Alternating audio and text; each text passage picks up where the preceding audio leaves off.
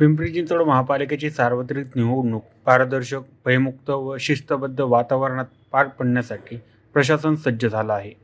राज्य निवडणूक आयोगाच्या मार्गदर्शनाखाली सूचनांनुसार मनुष्यबळ, मतदान केंद्रे, सुरक्षा व व्यवस्था व आचारसंहिता अंमलबजावणीचे नियोजन पूर्ण झालं आहे. 32 प्रभागातील 128 जागांसाठी सुमारे 17 लाख मतदार मतदान करणार असून मतदान जनजागृतीसाठी SVEEP मोहीम राबवली जात आहे. एकूणच आगामी महापालिका निवडणुकीच्या अनुषंगाने कशा प्रकारची तयारी करण्यात आली, किती मतदान केंद्र असणार आहेत, किती स्टाफ असणार आहे, किती मतदार असणार आहेत आणि दुबार मतदार होणार नाही याची काय खबरदारी? जरा मागे शांत राहा. 2025-26 करिता महानगरपालिकेच्या पिंपरी चिंचवड महानगरपालिकेच्या निवडणुकीसाठी नुकताच राज्य निवडणूक आयोगाच्या मार्फत कार्यक्रम जाहीर करण्यात आलेला आहे आणि या जाहीर केलेल्या कार्यक्रमानुसार 15 जानेवारी रोजी पिंपरी चिंचवड शहरामध्ये महानगरपालिकेसाठी मतदान होणार आहे. बहुसदस्यीय प्रभाग रचना पद्धतीने हे निवडणूक पूर्ण होणार आहे. त्याच्यामध्ये पिंपरी चिंचवड शहरामध्ये 4 सदस्यांचे 32 प्रभाग तयार करण्यात आलेले आहेत. 32 प्रभागांमध्ये हे पूर्ण मतदान प्रक्रिया पार पाडणार असून त्याकरिता संपूर्ण शहरामध्ये 8 निवडणूक निर्णय अधिकाऱ्यांची आम्ही रचना केलेली आहे. आपल्या शहरामध्ये 8 प्रभाग आहेत. प्रत्येक प्रभाग कार्यालयाच्या ठिकाणी एक रिटर्निंग ऑफिसर म्हणजे निवडणूक निर्णय अधिकारी नियुक्त केलेला असून त्यांची कार्यालय कुठे असतील याची देखील आत्ताच आम्ही जाहीर प्रसिद्धी दिलेली आहे. 8 निवडणूक निर्णय अधिकारी व त्यांच्या मदतीला 3 सहाय्यक निवडणूक निर्णय अधिकाऱ्यांची आम्ही नियुक्ती केलेली आहे. नामनिर्देशनाचा कार्यक्रम हा 23 तारखेपासून सुरू होणार असून या 8ही RO ऑफिसेसमध्ये सकाळी 11 वाजल्यापासून दुपारी 3 वाजेपर्यंत नामनिर्देशन पत्र स्वीकारण्यात येणार आहेत. नामनिर्देशन पत्र स्वीकारण्याची अंतिम तारीख ही 30 तारीख असून 30 तारखेला दुपारी 3 वाजेपर्यंत नामनिर्देशन पत्र RO कार्यालयामध्ये स्वीकारण्यात येतील. त्यानंतर नामनिर्देशन पत्रांची छाननी 31 तारखेला करण्यात येणार आहे.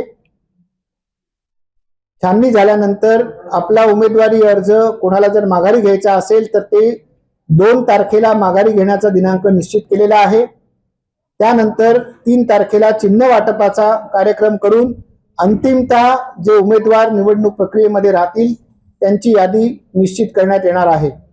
त्यानंतर ऍक्च्युअल प्रचार कालावधी असेल. मतदानाचा दिनांक 15 तारीख असून सकाळी 7:30 वाजल्यापासून सायंकाळी 5:30 वाजेपर्यंत मतदानाचा कालावधी निश्चित करण्यात आलेला आहे. 8 ROच्या कार्यक्षेत्रामध्ये 8 ठिकाणी स्ट्रॉंग रूम राहतील आणि 8 ठिकाणी जिथे स्ट्रॉंग रूम आहेत त्याच्याच नजीक मतदानाची मोजणी देखील RO कार्यालय क्षेत्रानुसार करण्यात येणार आहे.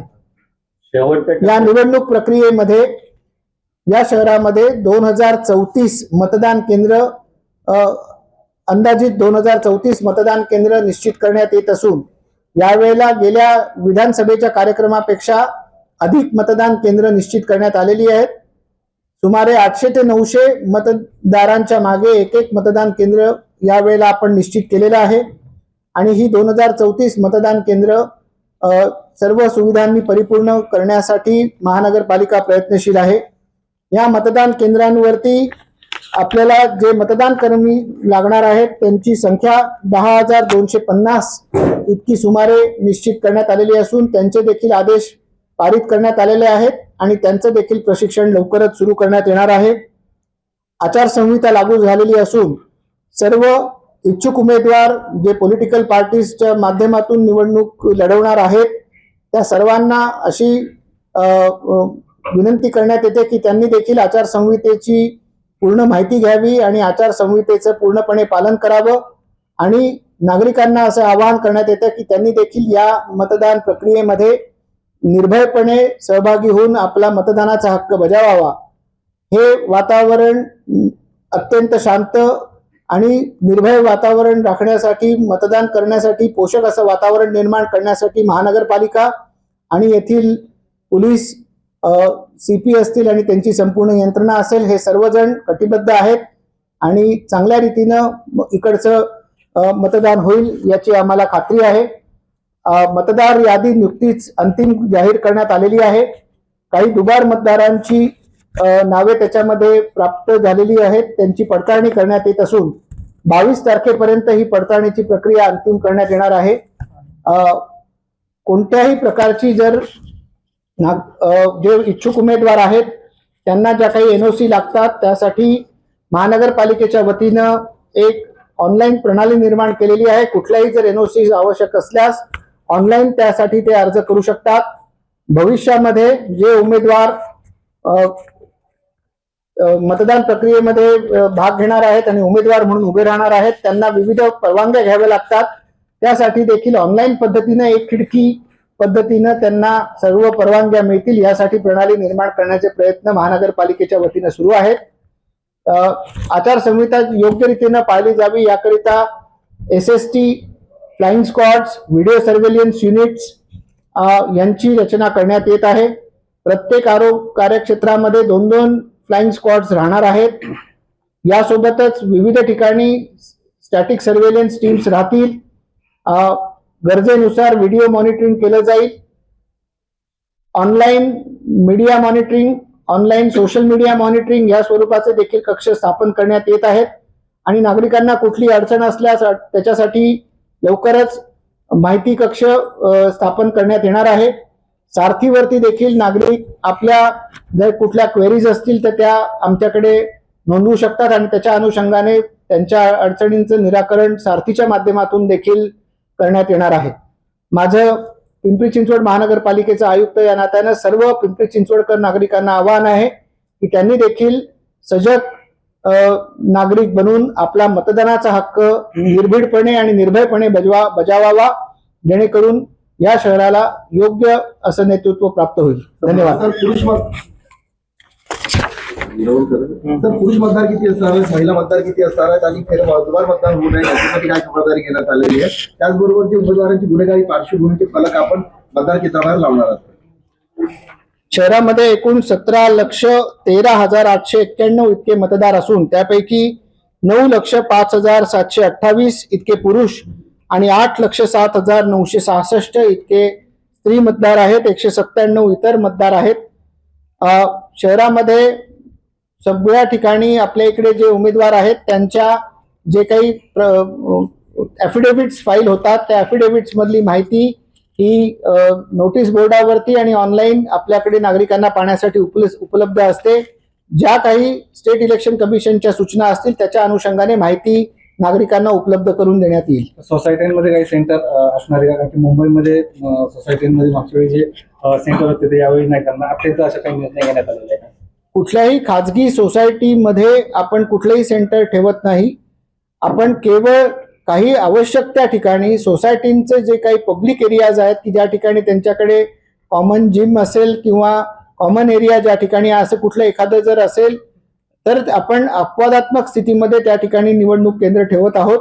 मात्र शक्यतो आपण सार्वजनिक ठिकाणीच सगळी मतदान केंद्र ठेवण्याचा प्रयत्न केलेला आहे. दुबार मतदानाची आपण म्हणजे यादी तयार केली आहे का आणि त्यावर काय कारवाई करण्यात येईल? दुबार मतदार शोधण्याची कारवाई अद्यापही सुरू आहे आणि ती 22 तारखेपर्यंत निरंतरपणे सुरू राहणार आहे.